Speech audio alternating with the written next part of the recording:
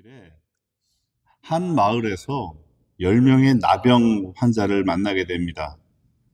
그 나병 환자들은 멀리 서서 예수님께서 오시는 것을 보고 예수님인 것을 알아차리고는 이렇게 크게 소리 지르죠. 예수 선생님이시여, 라바이, 예수, 우리를 불쌍히 여겨주십시오. 당시에 나병이라고 하는 것은 단순한 질병이 아니었습니다. 피부가 문드러지고 상처에 딱지가 않는 그 정도의 질병이 아니었습니다. 그것은 단순한 질병을 넘어서 사회적인 죽음을 의미했죠.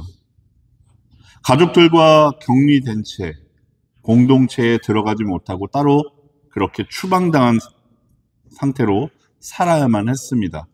또 율법에 의해서 부정한 자로 낙인이 찍혀서 평생 그 낙인, 사람들의 손가락질과 사람들의 멀리하는 것을 견디며 살아야만 했죠.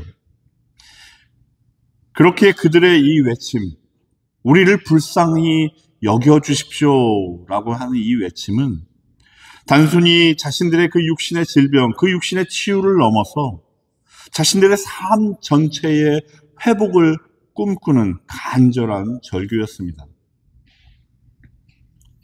그런 그들에게 예수님께서 말씀하셨죠. 가서 제사장들에게 너희 몸을 보이라.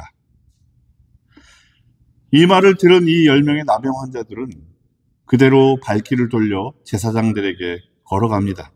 그리고 잠시 후 놀라운 일이 벌어지게 되죠. 어떤 일이 벌어졌을까요?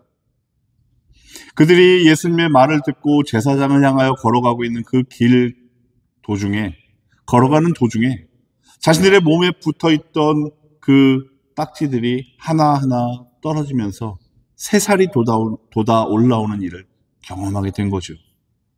자신들의 몸이 깨끗해지는 그 같은 기적을 경험한 겁니다.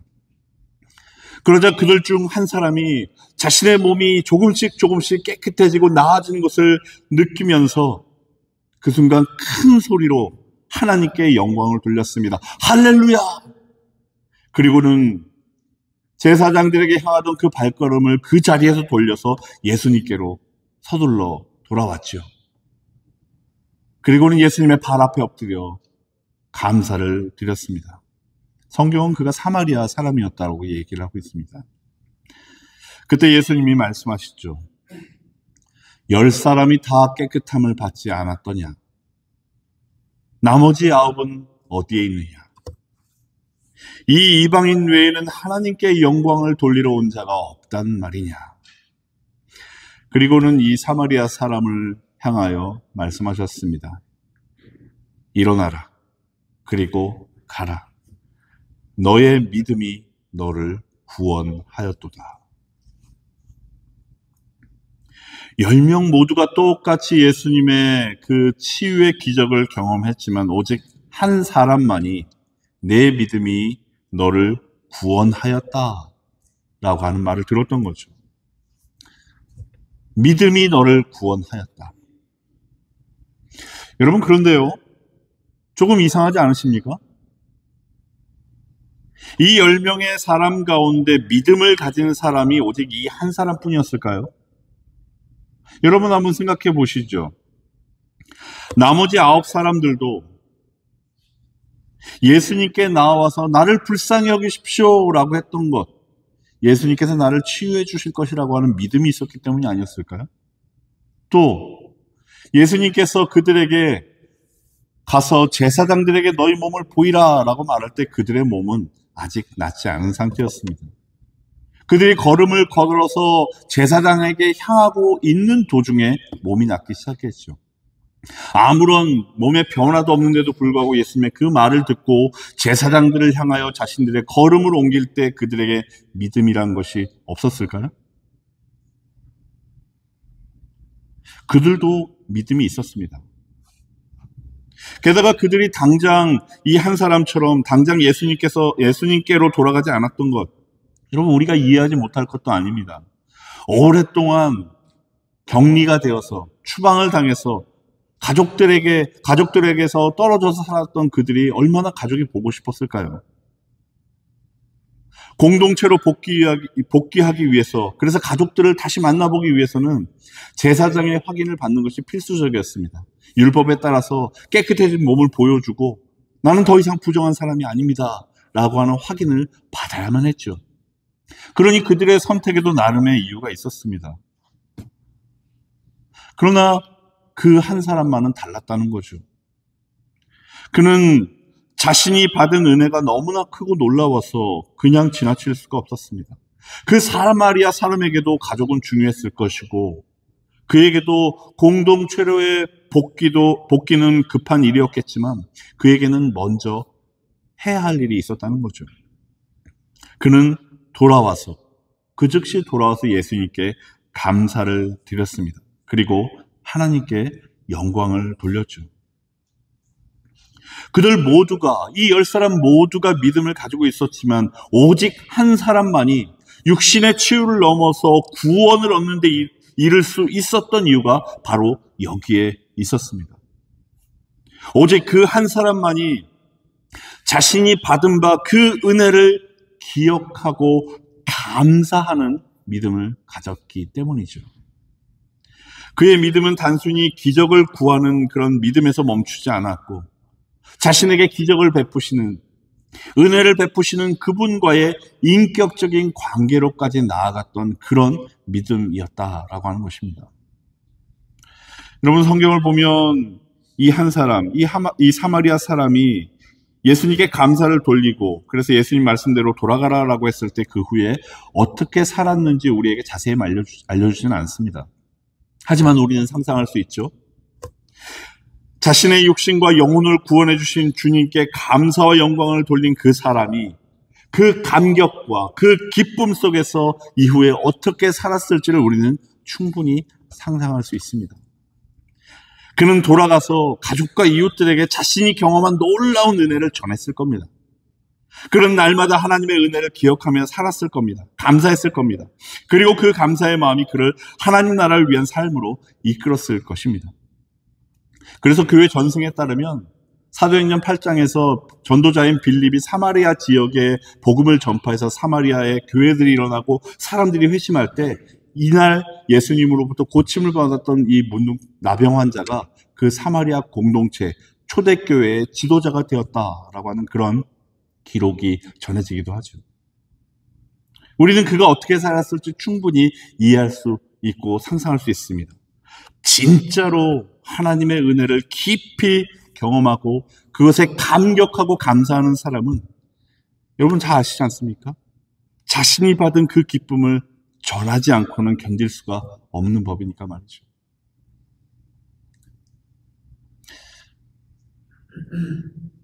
우리 한인교회, 우리 한국 교회 역사에도 그와 같은 사람들의 이야기들이 있습니다. 특히 한국에 복음을 전하러 왔던 초기 선교사들의 이야기가 바로 그거죠.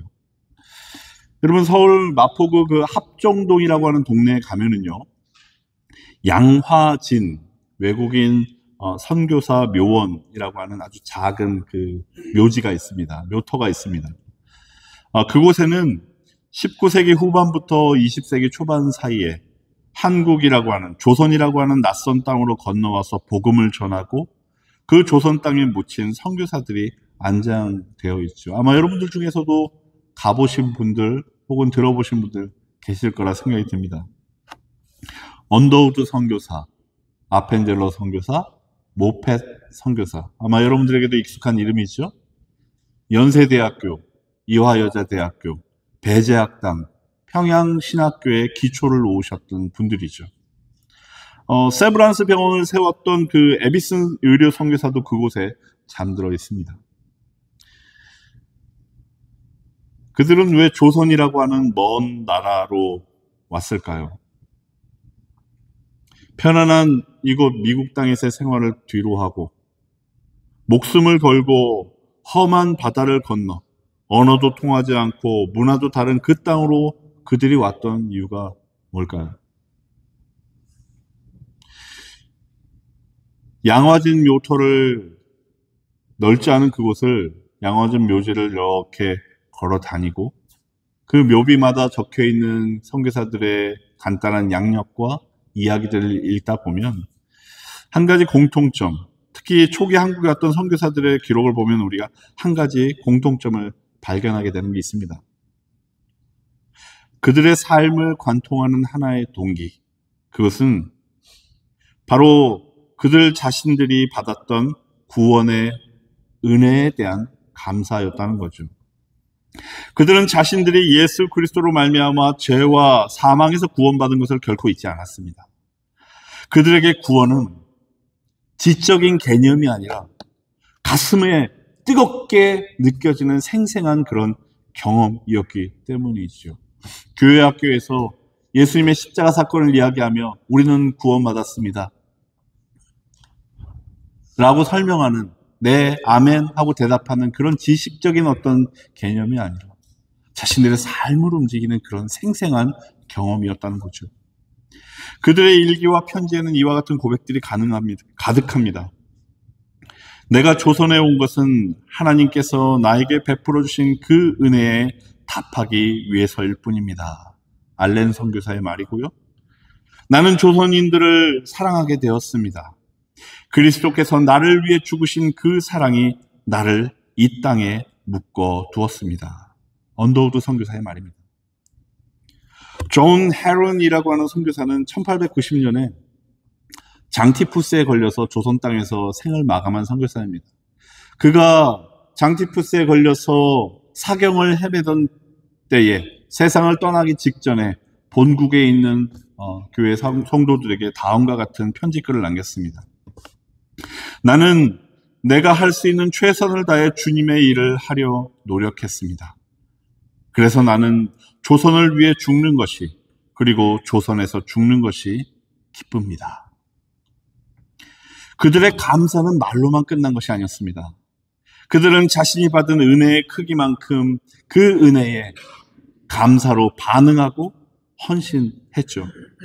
아펜젤러 선교사는 1902년 목포로 가던 중에 선박 사고가 일어나서 물에 빠진 한 조선인, 한 한국인을 구하려다가 그만 익사하고 말았습니다. 그의 나이 고작 45세 일어난 일이었죠.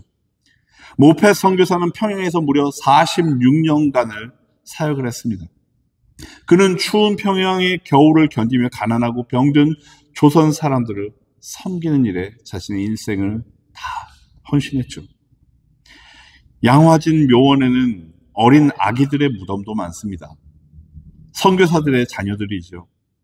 당시 조선은 위생 상태가 열악했고 의료 시설도 부족했습니다.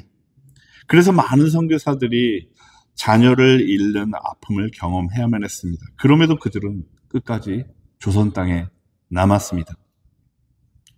오늘날 한국 교회와 그리고 우리 한인교회가 존재할 수 있는 것은 바로 이분들 때문이죠. 우리가 지금 이렇게 이 자리에서 예배 드릴 수 있는 것, 우리가 성경을 한글로 읽을 수 있는 것, 또 우리가 찬양할 수 있는 것, 우리가 자유롭게 우리의 신앙을 고백할 수 있는 것, 이 모든 것이 자신들이 받은 그 은혜를 기억하고 감사하며 조선 땅으로 건너왔던 그들 선교사들의 헌신 덕분입니다. 그들은 은혜를 받았고 그 은혜에 감사할 줄 알았으며 그 감사를 자신들의 행동으로 보여주었던 거죠. 마치 오늘 본문 속 예수님의 은혜를 입은 뒤 예수님께로 돌아와 즉시 감사를 드렸던 그 한 사마리아 사람, 성경엔 기록되어 있지 않지만 그 감사의, 그 은혜의 기억을 가지고 초대교회의 지도자로 헌신하며 살았을 그 한 사람처럼 말이죠. 여러분, 그렇다면 오늘날 우리는 어떻습니까? 우리도 그들과 똑같은 구원의 은혜를 받았습니다. 우리도 예수 그리스도의 십자가 보혈로 죄 사함을 받았습니다. 영원한 생명을 얻었습니다. 하나님의 자녀가 되었습니다. 때때로 우리의 마음이 무뎌져서 그것들을 기억하지 못하고 의심할 때도 있지만 이미 하나님께서는 그 일들을 우리에게 해 주셨습니다. 하지만 우리는 과연 우리가 받은 이 은혜를 기억하고 있습니까? 우리는 과연 그 은혜에 감사를 하고 있습니까? 우리의 삶이 그 감사를 드러내고 있습니까? 표현하고 있습니까? 하나님의 은혜는 값없는 은혜다라고 하는 말을 많이 하죠. 값으로 매길 수 없는 그런 은혜라는 얘기입니다. 맞는 말이죠. 구원이라고 하는 것, 하나님께서 우리를 자기 백성으로 삼아주셨다고 하는 그것은 우리가 가진 어떤 능력과 어떤 노력으로도 결코 얻을 수 없는 전적인 하나님의 값을 매길 수 없는 은혜입니다. 하지만 오늘날 우리는 이 값 없는 은혜, 값을 매길 수 없는 은혜를 값싼 은혜로 만들어버리는데 참 익숙한 듯합니다. 우리는 은혜를 공짜로 입었지요. 그런데 그 공짜가 우리에게는 마치 당연한 것이 되어버린 것은 아닐지 모르겠습니다. 나병에서 치유받은 9사람처럼 우리도 은혜를 받았지만 여러분 혹시 그들처럼 우리도 감사를 잃어버린 것은 아닙니까? 교회에 다니는 것이 습관이 되고 예배 드리는 것이 어떠한 감격과 감사도 없이 그저 의무가 되고 우리의 신앙생활은 그저 해도 그만 안 해도 그만 그러나 해야 할 것 같은 어떤 형식이 되어버린 것은 아니냐는 그런 말씀이죠.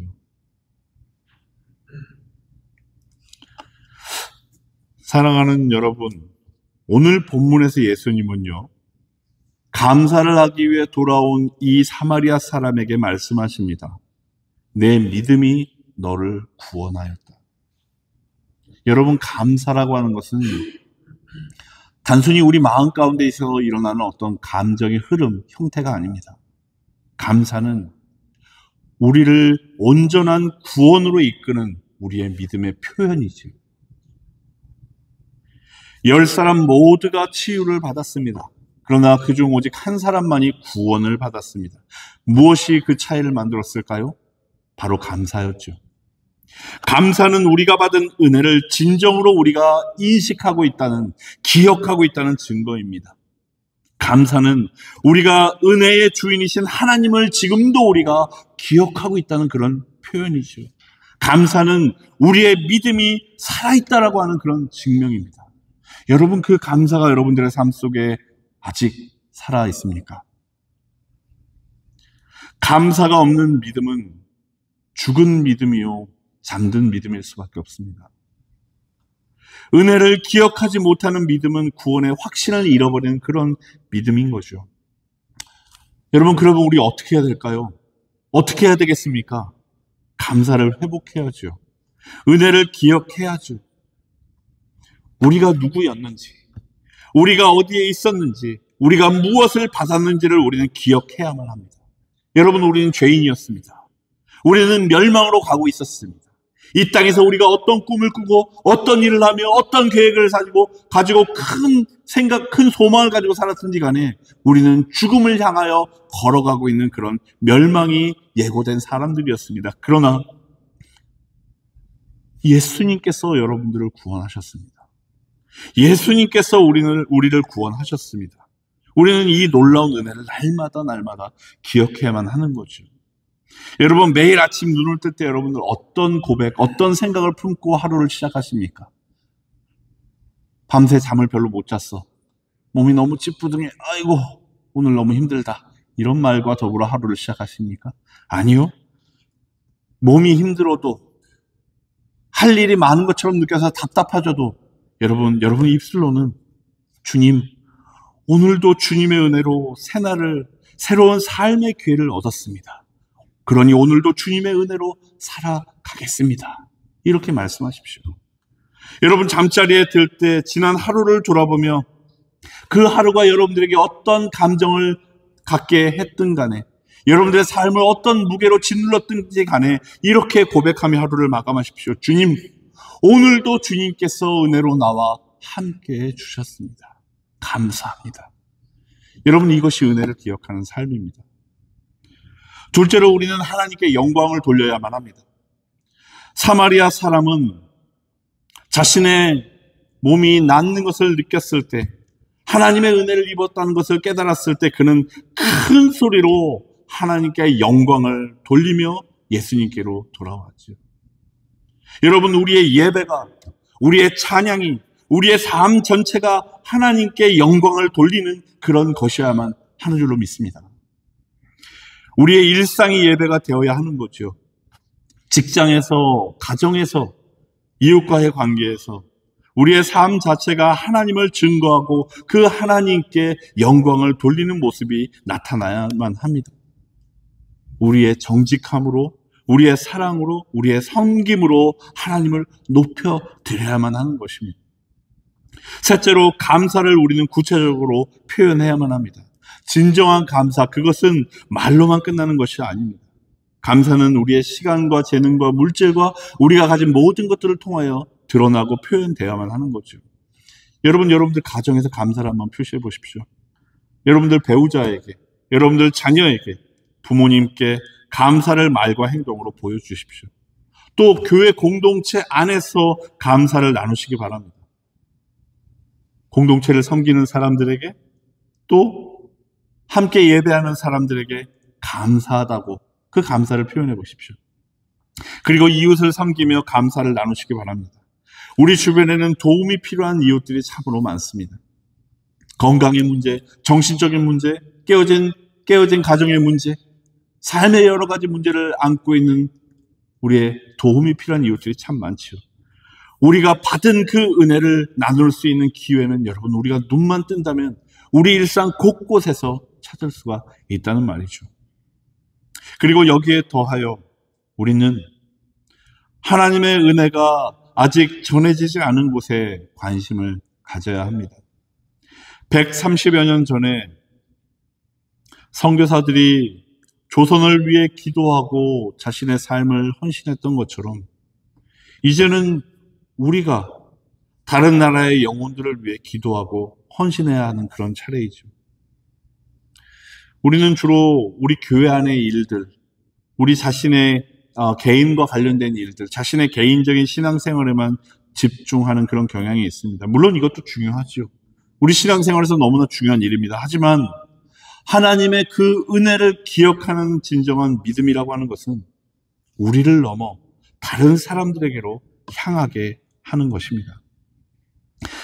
여러분 아시다시피 제가 여러 번 말씀드렸지만 우리 연합감리교회 한인 총회에서, 한인교회에서 작년부터 약정을 하고 연합감리교 소속의 140명의 선교사님들을 지원을 하고 있죠. 그리고 우리 교회도 우리 교회가 기도로 후원하는 5분의 선교사님들이 계십니다. 여러분, 그분들은 지금 이 시간에도 하나님의 은혜가 필요한 그곳, 복음이 필요한 그곳에서 우리가 받은 은혜, 또 그분들이 받은 은혜를 그곳 사람들에게 전하고 계십니다. 여러분, 그분들을 위해서 우리가 후원하는 것, 그것은 단순히 어느 선교사를 돕는 그런 일이 아닙니다. 우리가 이 선교사님들을 후원하고 그들을 위해 기도하는 것, 이것은 우리가 받은 그 은혜를 우리가 기억하는 행위입니다. 그분들을 위해 기도하는 것은 우리의 감사를 표현하는 방법입니다. 우리가 받은 복음을 다른 이들과 나누는 거죠. 그래서 여러분, 저는 여러분들에게 제안드리고 싶습니다. 우리 교회가 후원하고 있는 이 5분의 선교사님들을 위해서 여러분, 시간을 정하셔서 기도하시기 바랍니다. 그게 매일이 되었든, 일주일에 한 번이 되었든, 한 달에 한 번이 되었든, 여러분 시간을 정해서 그들을 위해서 중보해 주십시오. 선교사님 한 분 한 분들의 이름을 불러가며 하나님께 기도해 주시기 바랍니다. 그리고 여러분 가능하시다면 선교연금을 드리시는 것도 좋습니다. 물론 이렇게 하는 것이 우리가 받은 은혜에 대한 감사를 표현하는 유일한 방법인 것은 아니죠. 우리 각자의 자리에서 우리가 받은 은혜를 나누는 방법은 정말이지 다양합니다. 이웃에게 복음을 전하는 것도 있고요. 우리의 이웃들을 사랑으로 섬기는 방법도 있겠고요. 또 여러분들의 가정에서 예수 그리스도의 향기를 드러내는 것, 자녀들과 배우자들에게 예수님의 마음을 품고 한 번 더 참고 한 번 더 보듬어주고 한 번 더 사랑의 표현을 하는 것도 그 방법일 겁니다.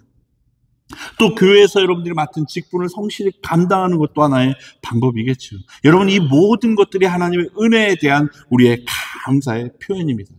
중요한 것은 우리의 시야가 넓혀져야 한다는 겁니다. 우리 자신만이 아니라 다른 사람들을, 또 우리 교회뿐만이 아니라 이 교회 너머의 다른 세계를, 우리가 받은 은혜만이 아니라 아직 이 은혜에 대한 소식을 듣지 못한 사람들의 필요를 바라볼 줄 아는 눈을 갖는 거죠. 사랑하는 우리 한마음교회 성도 여러분, 주님의 은혜를 입은 우리들에게는, 저와 여러분들에게는 언제나 두 가지의 선택지가 놓여 있습니다. 9사람처럼 살 것인가, 아니면 한 사람처럼 살 것인가. 하나님의 은혜를 받았지만 감사를 잃어버린 채 그저 자신이 받은 그 은혜를 누리고 즐거워하며 그렇게 살아가는 9사람으로 살 것인가, 아니면 하나님께서 베풀으신 그 은혜를 날마다 기억하고 감사하며 그 감사를 자신의 삶으로 표현하는 바로 그 한 사람으로 살아갈 것인가. 양화진에 잠들어 있는 많은 선교사님들의 삶이 오늘 우리에게 말하고 있는 듯합니다. 그들은 하나님의 은혜를 잊고 예수님께로 돌아왔던 바로 그 한 사람처럼 살았습니다. 받은 은혜를 기억했고 그 은혜에 감사했고 그 감사로 인해 하나님 나라를 위해 자신들을 헌신했죠. 그리고 그 결과 오늘날 우리가 여기 있습니다. 우리 교회가 여기 있습니다. 이제 우리가 그렇게 살아야 하는 차례인 거죠. 여러분, 제가 설교를 마치고 짧은 영상 하나 보여드릴 텐데요. 아까 말씀드린 우리 연합감리교에서 우리 교회가 후원하고 있는 그 네 분의 선교사님들이 보내오신 짧은 인사말입니다. 짧은 영상입니다. 이국 땅에서 복음을 위해 헌신하는 이분들, 자신들이 받은 그 은혜에 감사하고 감격하여 자신의 삶을 헌신함으로써 그 은혜에 반응하며 살아가는 이분들의 여러분들을 향한 그 감사의 인사말을 영상을 통해 들으시면서 여러분 자신이 받은 그 은혜를 한번 되새겨 보시기 바랍니다. 그리고 그 은혜에 대한 감사가 우리 안에서 다시 불타오르기를, 그 감사가 우리 각자의 삶의 자리에서 그리고 더 넓은 세상을 향한 관심으로 드러날 수 있게 되기를 소망합니다. 하나님의 은혜를 기억하고 그 은혜에 대한 감사를 잃지 않으며 날마다 하나님께 영광을 돌림으로써 정말로 바라기는 여러분과 제가, 우리들은 모두가 우리 주님으로부터 너의 믿음이 너를 구원하였도다 라고 하는 그러한 말씀을 듣게 되는 바로 그 한 사람이 되기를 우리 주님의 이름으로 축원드립니다. 함께 영상 보시겠습니다.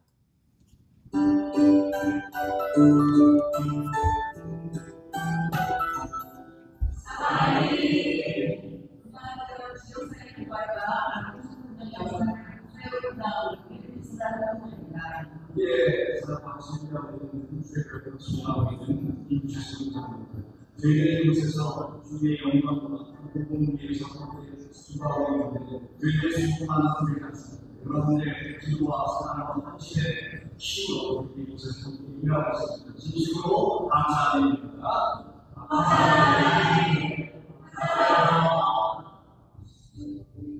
안녕하세요.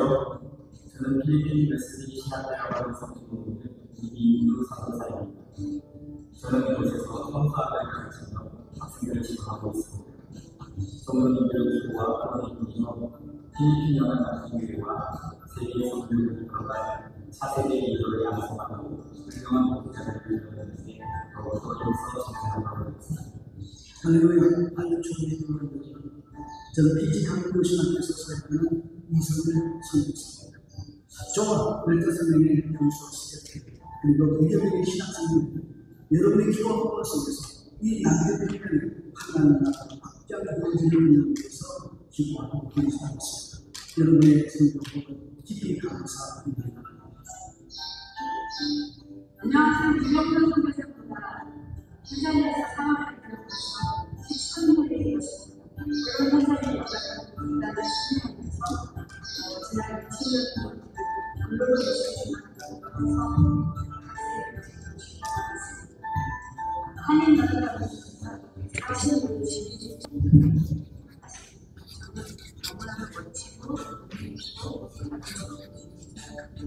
여러분의 후원이 있어서 행사를 대표하고 학생들이 있어서 즐겁고 그래서 그 흥분이 선생님의 삶을 바라는 우리가 말씀이 완성하고 주님께서 선교사를 하시고 후원할 수 있는 그런 하느님을 정말 감사드립니다. 사랑합니다.